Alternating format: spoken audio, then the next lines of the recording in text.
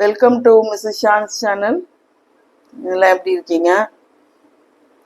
நான் இன்னைக்கு உங்களுக்கு வந்து சிம்பிளாக ஒரு இட்லி பொடி, கருவேப்பிலை சேர்த்து கருவேப்பிலை பொடியும் சொல்லலாம், இட்லி பொடியும் சொல்லலாம். ரொம்ப ஸ்மால் குவான்டிட்டியில் தான் காட்ட போகிறேன்.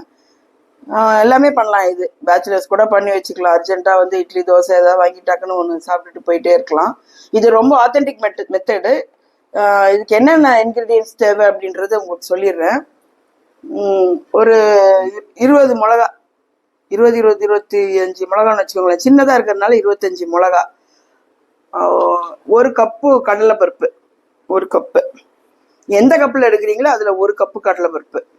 நான் வந்து இன்னைக்கு கருப்பு உளுந்தில் பண்ண போகிறேன். அது ரொம்ப உங்களுக்கு ஹெல்த்தி கூட அது. அதனால கருப்பு உளுந்து பண்ணுறேன் நான். ஸோ 1 கப்பு கடலைப்பருப்புனா 1/2 கப்பு உளுந்து. இது கருப்பு உளுந்து. அதுக்கப்புறம் ஒரு 25 பல்லு பூண்டு.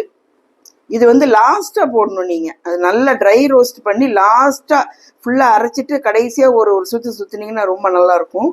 அப்புறம் வந்து 1 கப்பு வந்து கருவேப்பிலை. ஸோ இந்த கருவேப்பிலை சேர்க்கறதுனால உங்களுக்கு ஹெல்த்துக்கும் நல்லது. சில எல்லாம் தூக்கி போயிடுவாங்களா கருவேப்பிலை வேண்டான்னு. இந்த இட்லி பொடியில் சேர்ந்துட்டு எல்லாம் சாப்பிட ஆரம்பிச்சிருவாங்க. ரொம்ப டேஸ்ட்டாக இருக்கும். அப்புறம் வந்து இதுக்கு மெயின் இன்க்ரீடியண்ட் வந்து உங்களுக்கு வந்து பெருங்காயம் நல்லா ஒரு 3-4 பீஸ் மாதிரி நல்லா கட்டி பெருங்காயம் வச்சுருக்கேன். ஸோ இது வந்து உங்களுக்கு ரொம்ப ஆடட் ஃப்ளேவர் கொடுக்கும். ஸோ ஃபஸ்ட்டு வந்து நம்ம இப்போ ஸ்டார்ட் பண்ணலாம். இப்போ செக்கில் ஆட்டின நல்லெண்ணெய் தான் இப்போ யூஸ் பண்ணுறேன். இப்போ அது வந்து முதல்ல நான் வந்து பெருங்காயத்தை வறுத்துடுறேன். கொஞ்சம் பாருங்கள்.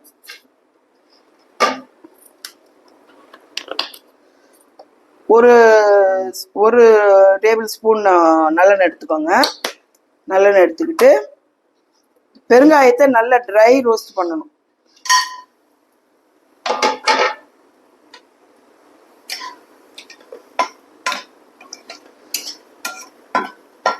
நல்லா ட்ரை ரோஸ்ட் ஆகணும் பெருங்காயம். கொஞ்சம் பொறுமையாக பண்ணுங்க, ஏன்னா அவசரப்பட்டு எடுத்துடாதீங்க. ஏன்னா இந்த பெருங்காயத்தில் தான் உங்களுக்கு ஃப்ளேவர் கொடுக்கும் இட்லி பொடி.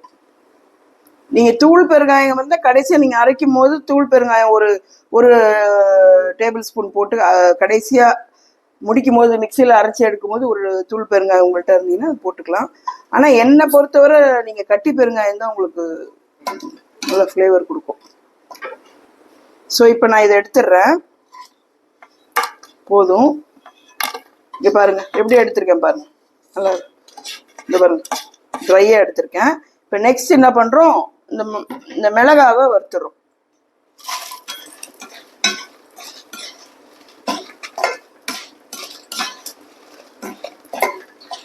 மிளகா வந்து சிம்மில் வச்சுக்கோங்க ஸ்டவ்வை, ஏன்னா அது வந்து கரிஞ்சிடக்கூடாது, பச்சையாகவும் இருக்கக்கூடாது.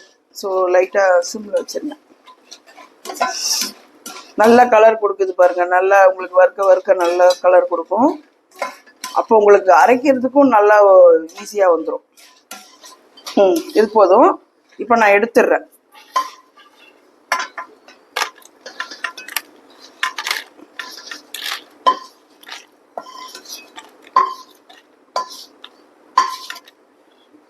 இப்போ அடுத்தது என்ன பண்ணுறீங்கன்னா,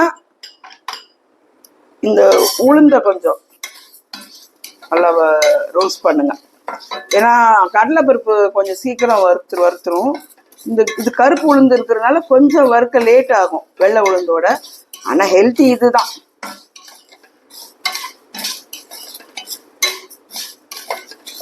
இது கொஞ்சம் நல்லா ஒரு பாதி வறுத்தோடனே நீங்கள் கடலைப்பருப்பை போட்டுடலாம்.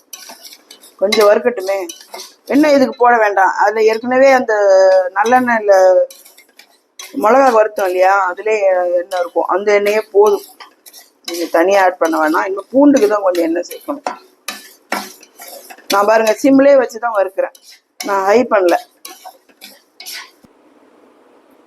கொஞ்சம் ஹை பண்ணுறேன்.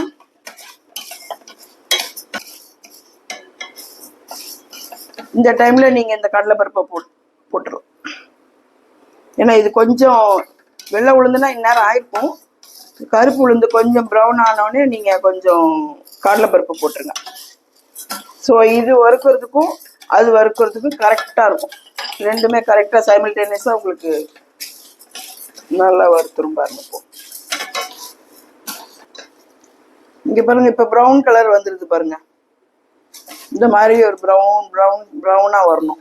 கடலைப்பருப்பு இப்போ வந்து நல்லா வறுத்தாச்சு. இதுக்கு மேல வறுத்தீங்கன்னா அந்த மாதிரி ஆயிடும். இப்ப நான் எடுத்துடுறேன். இது ரெண்டுமே பாருங்க கரெக்டா ஒரே சீர்ல நல்லா கரெக்டா இருக்கு பாருங்க. இப்போ கொஞ்சோண்டு நல்லெண்ணெய் ஊற்றிக்கோங்க. ஊற்றிட்டு இந்த பூண்டை நல்லா ட்ரை ரோஸ்ட் பண்ணணுங்க.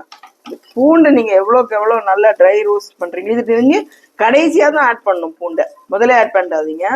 கடைசி ஒரு சுத்து போட்டு இறக்குனீங்கன்னா, ஃபுல்லாக ஆட் பண்ணிட்டீங்கன்னா ரொம்ப நாள் நம்ம ஸ்டோர் பண்ணி வைக்க முடியாது. ஸோ கடைசியாக ஆட் பண்ணுங்க. நான் பாருங்க கொஞ்சோண்டு தான் எண்ணெய் போட்டிருக்கேன். இது நீங்கள் தோலோட கூட கழுவி போடலாம்.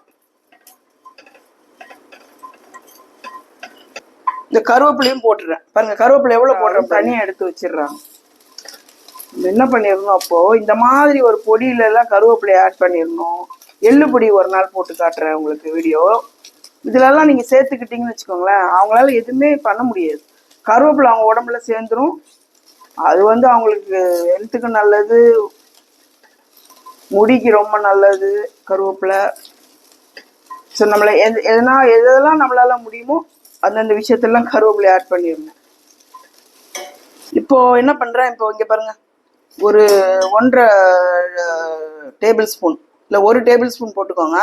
வேணும்னா 10லன்னா கூட கொஞ்சம் ஒரு 1/2 ஸ்பூன் போட்டுக்கோங்க. கல்லுப்பு போடுறேங்க. கல்லுப்பு போட்டு வறுக்கிறேன். நல்லா இந்த பூண்டு வந்து நல்ல ப்ரௌன் கலரா வரணும். இது கடைசியா தான் போட போறீங்க. முதல்ல மிளகாவை அரைச்சிட்டு அது நல்ல இதானோடனே மிளகாவும் பெருங்காயமும் முதல்ல அரைச்சிருங்க. அதுக்கு அடுத்தது இந்த பருப்பை அரைச்சிட்டு, பருப்பு ரொம்ப நைஸா அரைக்கக்கூடாது, கொஞ்சம் குறைன்னு அரைக்கணும்.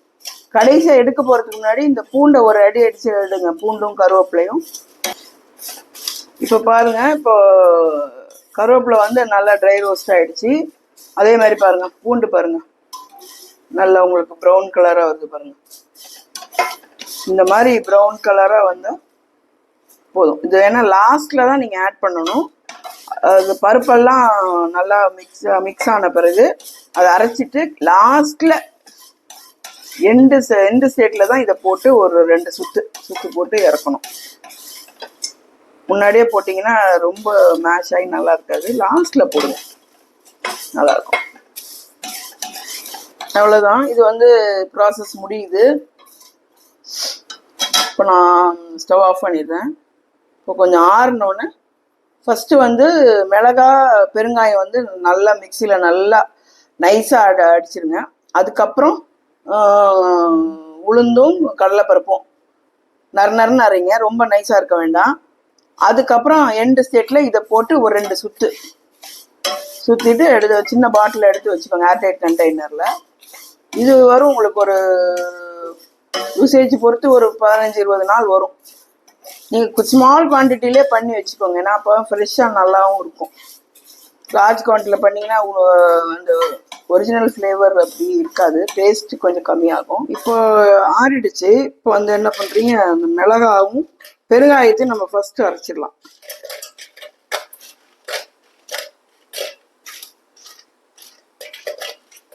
நைஸாக அரைச்சிருங்க. பெருங்காயம் பாருங்க எல்லாத்தையும் ஆட் பண்ணிட்டேன்.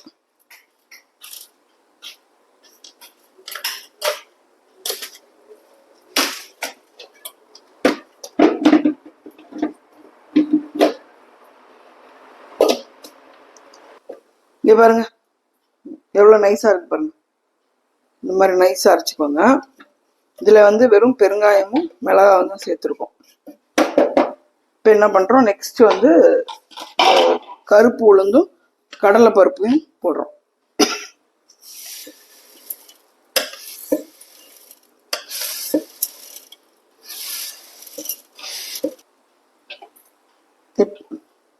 இப்போ பாருங்க எப்படி அரைச்சிருக்கேன் பாருங்க. பருப்பு ரொம்ப நைஸா இல்லை, ரொம்ப நைஸாகவும் இல்லை, ரொம்ப குறைன்னு இல்லை.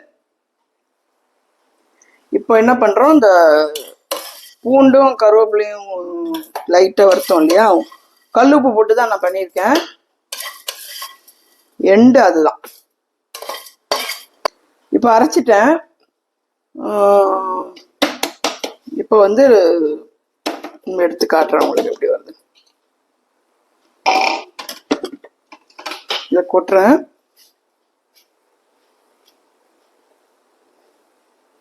பாருங்க, அந்த பூண்டு பார்த்தீங்களா, அது வந்து பாருங்க இப்படி தனித்தனியாக தெரியுது பாருங்க. ஏன்னா அது ரொம்ப வந்து நைஸாக பண்ணக்கூடாது. இங்கே தெரியுது பார்த்தீங்களா உங்களுக்கு, அதுதான் உங்களுக்கு டேஸ்ட் கொடுக்கும். அதனால தான் கடைசியாக போட சொன்னேன் நான். இங்கே தெரியுது பாருங்க, இந்த பூண்டு வந்து உங்களுக்கு ரொம்ப நல்லா இருக்கும். இட்லி நல்லெண்ணெய் ஊற்றி சாப்பிட்டீங்கன்னு வச்சுக்கோங்களேன், இந்த பூண்டோட டேஸ்டே ரொம்ப இருக்கும். பெருங்காயமும் நிறைய போட்டிருக்கேன். ஸோ இங்கே பார்த்தீங்கன்னா இப்போ 20-25 மிளகா, 1 கப்பு கடலைப்பருப்பு, 1/2 கப்பு கருப்பு உளுந்து, பெருங்காயம் நல்லா ஒரு 2 சைஸ் பெரிய பெருங்காயம், கட்டி பெருங்காயம் தான் போடுங்க. கல்லுப்பு ஒரு 1 டேபிள் ஸ்பூன் போட்டிருக்கேன். அப்புறம் பூண்டு ஒரு 20 பல்லு. அது நல்லா வறுக்கிறதுலாம் இருக்கு. வறுத்துட்டு கருவேப்பிலை கொஞ்சம் நல்லா ஒரு ஹேண்ட்ஃபுல் ஃபுல்லாக போட்டுருங்க. போட்டுட்டு பார்த்தீங்கன்னா இப்போ பாருங்க எவ்வளோ சூப்பராக ஒரு இட்லி பொடி ரெடி ஆயிடுச்சு. நீங்கள் இந்த மெத்தட்லேயே பண்ணுங்க. பண்ணிட்டு சப்போஸ் உங்களுக்கு குவான்டிட்டி ஜாஸ்தியான டபுள் த சைஸ் பண்ணிக்கோங்க. இது எப்படி இருக்கு டேஸ்ட் பண்ணி பார்த்துட்டு கண்டிப்பாக நீங்கள் எனக்கு ஃபீட்பேக் சொல்லுங்கள், எப்படி இருக்கு என்னங்கிறது. உங்களுக்கு பிடிச்சிருந்தா லைக் பண்ணுங்க, கமெண்ட் பண்ணுங்க, சப்ஸ்கிரைப் பண்ணுங்க. வேற இன்னொரு வீடியோவில் பார்ப்போம்.